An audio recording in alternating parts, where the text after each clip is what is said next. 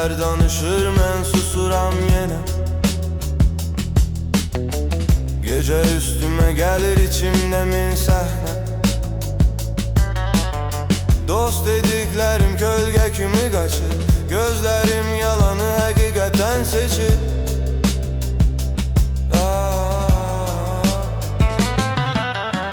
Kalbimde düştü var başım duman. Her adımım sual, her yolum güman. Sözlerim ağırdı dilimde zincir. Ben bu şehirde az adam ama içimde hepsi. Küley deyir git, duvarlar kal. Her taraf ses ki içimde hal. Kimdi yanımda, kim arkamda? Bu gece yüzgü böyle bakmır mənə. Küley benimle danışır geceler. Deyir hamısı eyni, değişen sen. Karanlıkta yolumu aktarıram. Öz kölcemden belə kaçıram. Küley benimle danışır geceler. Sirrimi bilir, susur, gülür bazen. Dosta düşman eyni özle gelir. Bu oyunda galip tek kalan benim.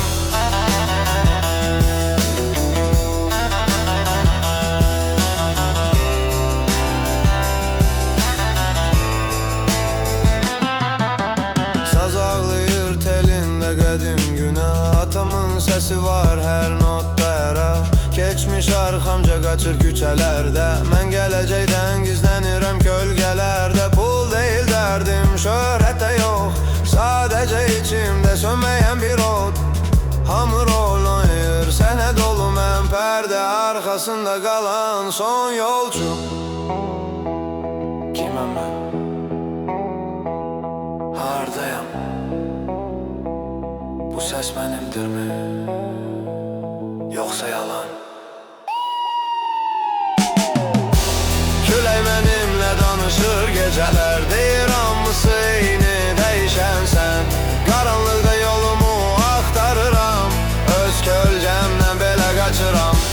Küley benimle danışır geceler. Sirrimi bilir, susur, gülür bazen. Dostla düşman eyni özle gelir. Bu oyunda galip tek kalan benim.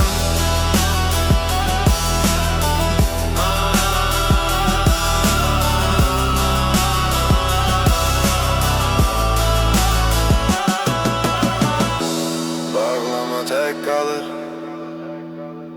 ses uzaklaşır. Küley son defa adımı çağırır. Mən gitmirəm.